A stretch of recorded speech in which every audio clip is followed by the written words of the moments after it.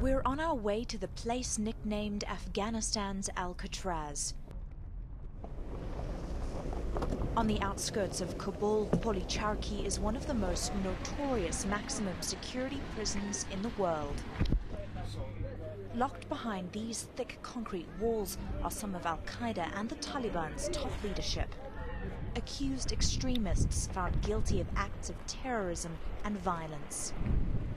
But not all the inmates at Policharki are Afghan. Phil Young is a South African. A former policeman of 16 years, he travelled to Afghanistan as a private security contractor. In October of 2009, a disgruntled Afghan employee opened fire on the convoy Phil was escorting. Phil shot back, killing him, and this is his fate. Security at Policharki is understandably tight. On our first try, we're turned away, lacking a document from the Department of Prisons. On day 2, after tense negotiations through our fixer, we're finally allowed in. Phil lives in Block 1, and we speak under the watchful eye of prison guards. The circumstances at the moment in Afghanistan make justice an extremely difficult thing. My experiences so far through the legal process has been that there is no legality to the process.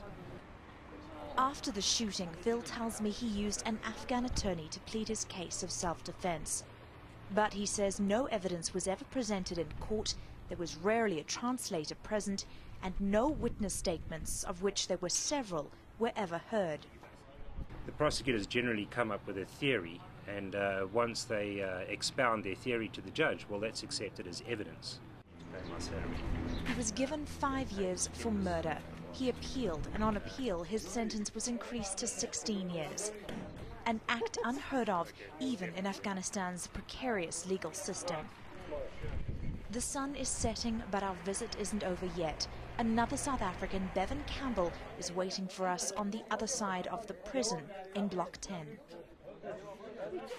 This section is even more closely guarded because it's where many of the political prisoners are kept. Bevan has been in Policharki for the past 3 years, arrested in 2007 on a drug charge. A former South African soldier turned private security contractor, Bevan was leaving Kabul International Airport when Afghan police accused him of hiding drugs in the form of weight loss powder. As I sit here today, and my lawyer's over there, I cannot tell you if I've been done for drug trafficking, what I've actually been, what I've been charged with, and what I've been found guilty for.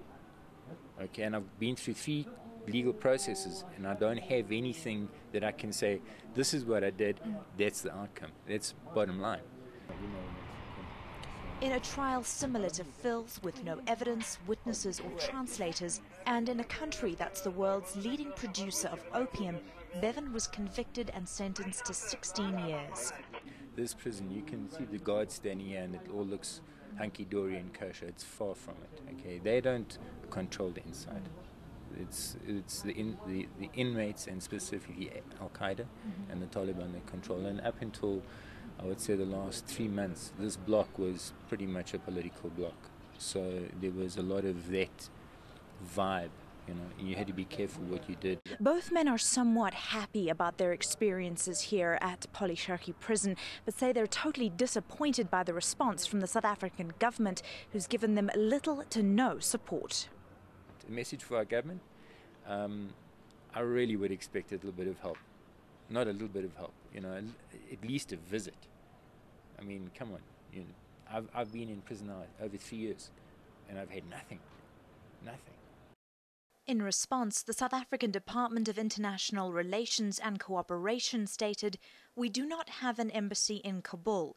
In view of that, we've asked the British Embassy in Kabul to undertake any necessary visits to the prison." But both Phil and Bevan have hope on their horizons. Their cases have been picked up by a well-respected international human rights lawyer, Kim Motley, who's exploring every legal avenue possible.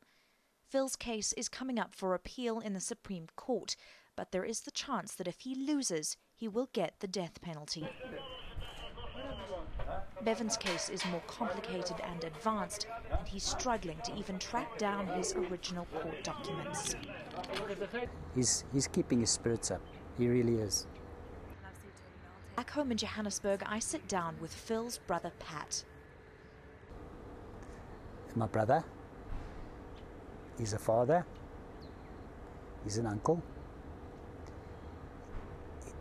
The people who know him love him. He's a regular guy, quite tough. In circumstances, he's a very hard man, but he's all of those things and a good man, you know. What he isn't is a murderer. He doesn't deserve a murderer's due. He doesn't. Outside the desolate Policharki, children use plastic bags as kites. Afghanistan is a deprived, desperate nation. Many say it's doomed if the Americans and coalition forces pull out of their so-called war on terror. This possibility strikes fear into the hearts of thousands of Afghans who helped the coalition forces fight the Taliban. And somewhere on the outskirts of Kabul, 2 imprisoned South Africans pondered their fate if the Taliban is to ever return to power. Robin Creel, E! News.